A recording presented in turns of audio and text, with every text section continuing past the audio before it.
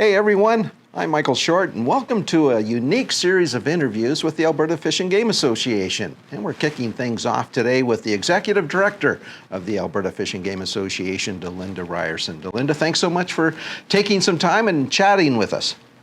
Yes, thanks for interviewing us. Well, let's talk about that. What's the purpose behind a series of interviews that will highlight folks such as yourself and other members of the Alberta Fish and Game Association executive?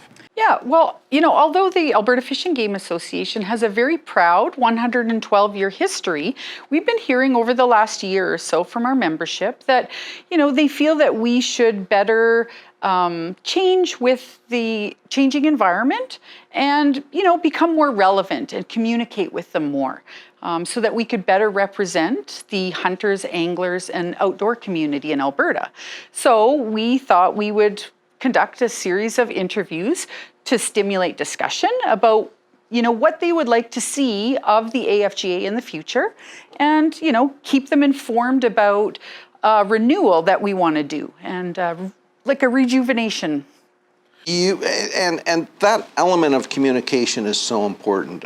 Recently, you folks hosted a webinar series that was extremely well done. Thank you very much. Yes, we held a webinar on June 9th. It was primarily organized by our membership focus priorities and programs committee. And yes, it was very well received.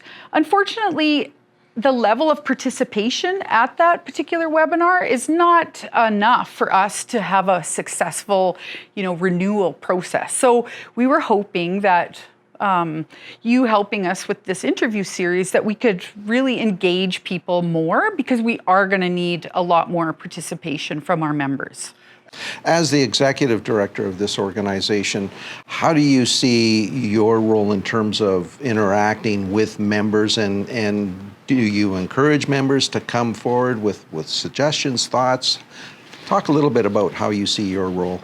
Well, my role is, all of our members, as well as our executive, are my clients or customers, right? So, of course, we want to become the AFGA that people want to see into the future. So we absolutely need people to ask whatever questions, provide us with feedback, comments, and even suggest future interview series topics so that we can address the things that people really want to talk about and see in us. So if you do have some questions about what you hear during the interview series, we would encourage you to send an email to the Alberta Fish and Game Association, and those questions will be answered.